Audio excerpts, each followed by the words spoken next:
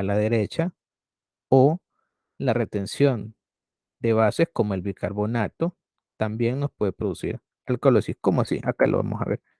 Entonces, esto se explica mejor, lo que hablamos anteriormente se explica mejor acá. Punto medio el 7. Cuando nosotros vayamos a medir algo, tenemos que partir del 7. La escala de pH va del 0 al 14. Partiendo del 7, todo lo que se acerca al 0 es ácido. Partiendo del 7, todo lo que se acerca al 14 es alcalino. Por lo tanto, todo a la derecha es alcalino, todo a la izquierda es ácido. Un incremento del pH, es decir, nos desplazamos al 14, lógico, ¿verdad? El 8 es mayor que el 7, el 9 es mayor que el 8, el 14 es mayor que el 7. Un incremento del pH representa un decremento de la concentración de ion hidrógeno. Es decir, todo lo que se acerque o vaya a la derecha va perdiendo hidrógeno. Y lo contrario, un decremento del pH, es decir, un número que se vaya haciendo más negativo, significa que hay un aumento de la concentración de hidrógeno.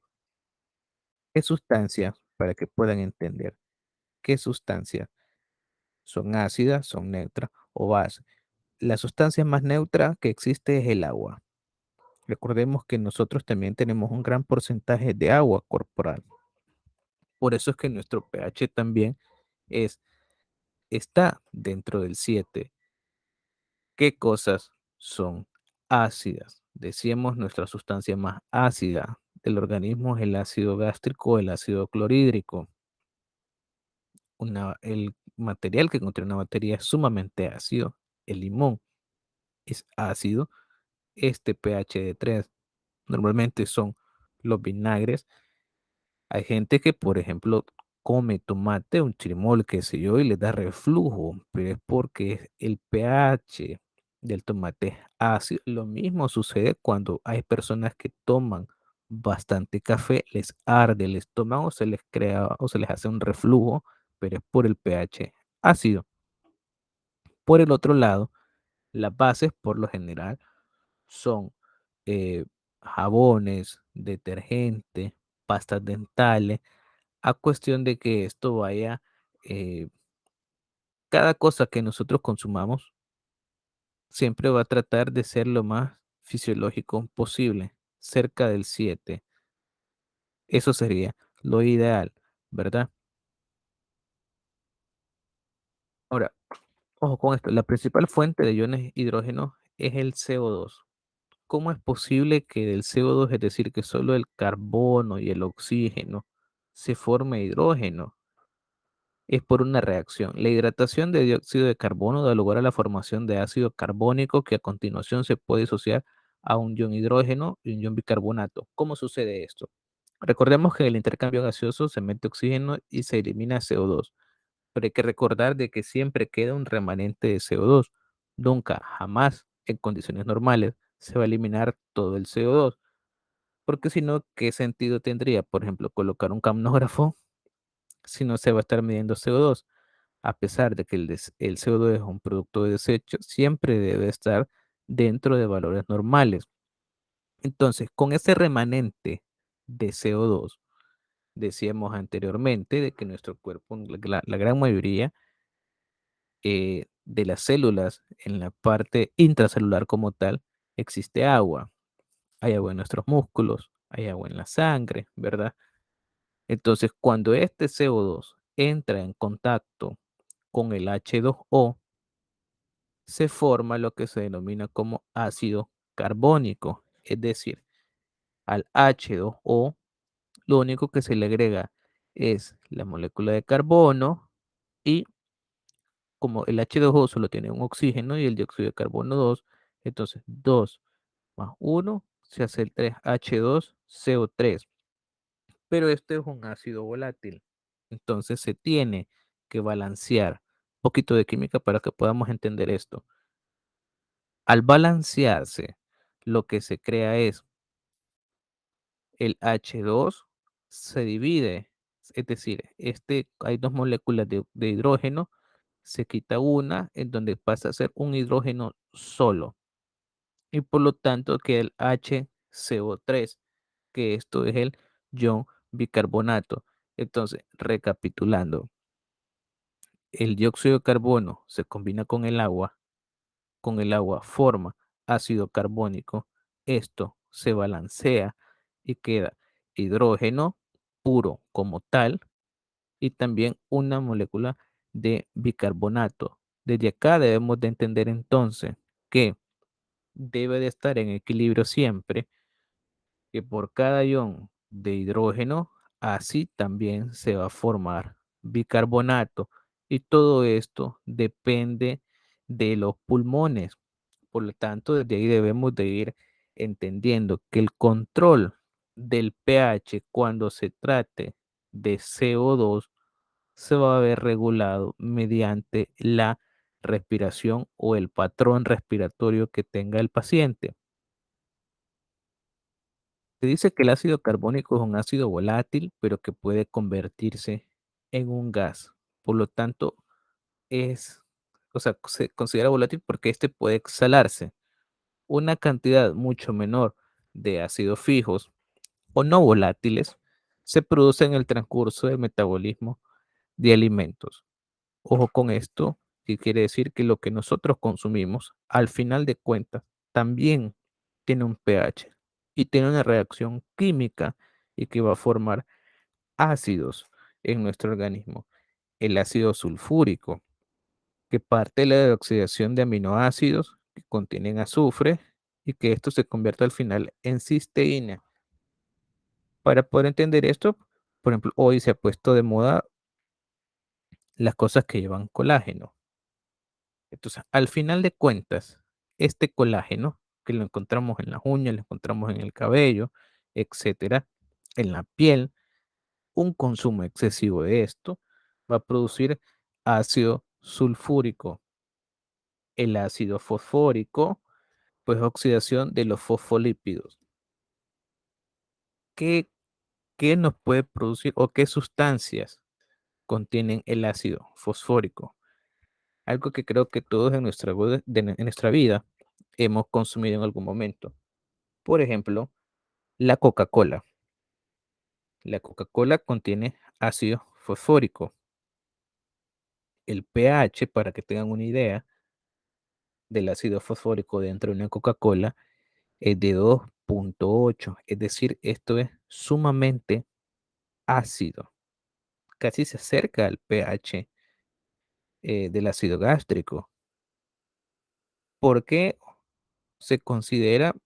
Debemos tener en cuenta que todo lo que es ácido de alguna manera nos hace daño. Todo lo que es ácido de alguna manera causa repercusión en nuestro organismo.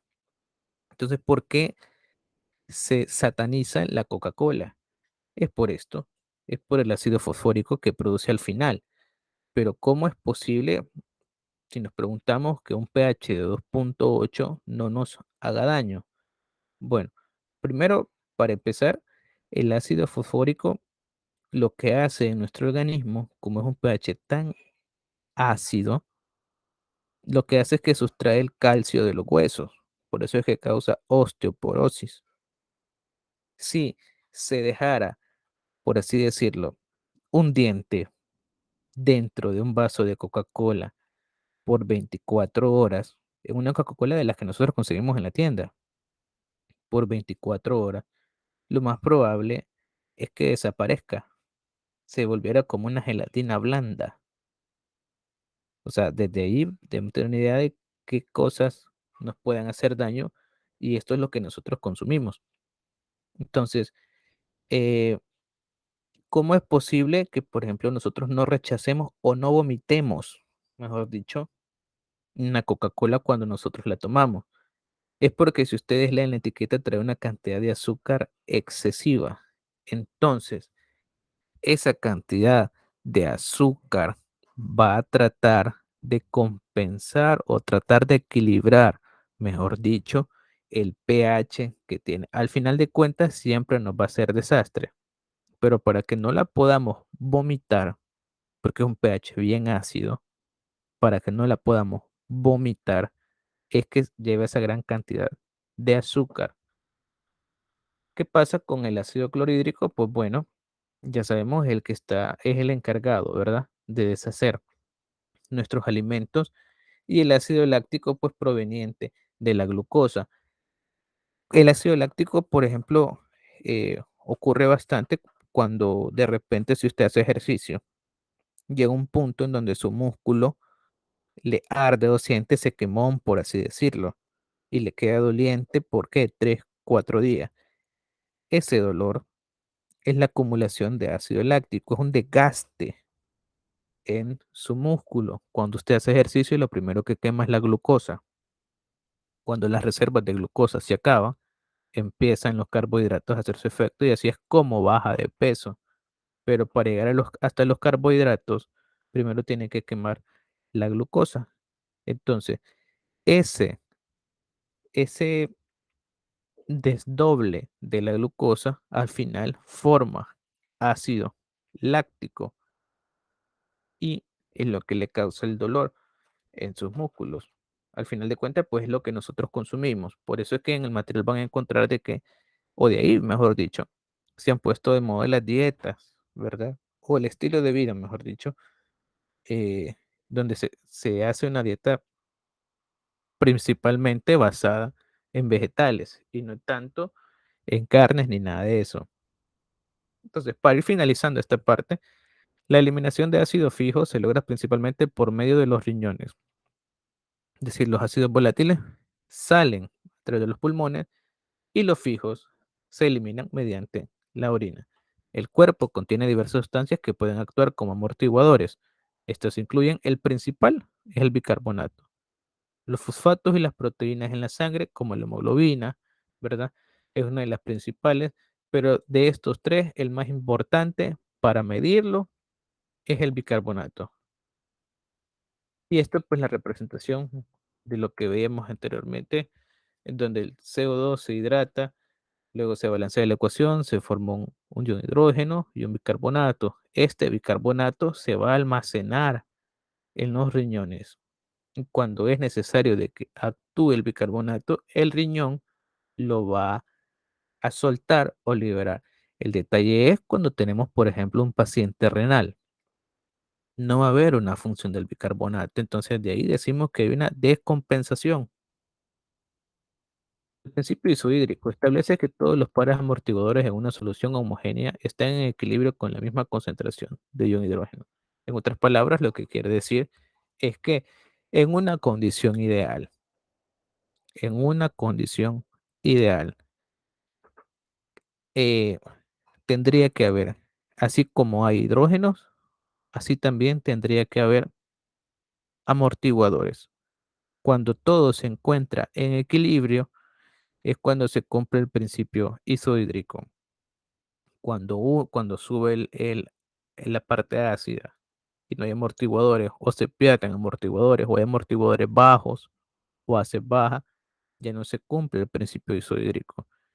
Entonces, por ejemplo, en nuestro organismo, en condiciones normales, cuando ustedes ven un pH de 7,40, se cumple el principio isohídrico porque está todo en equilibrio.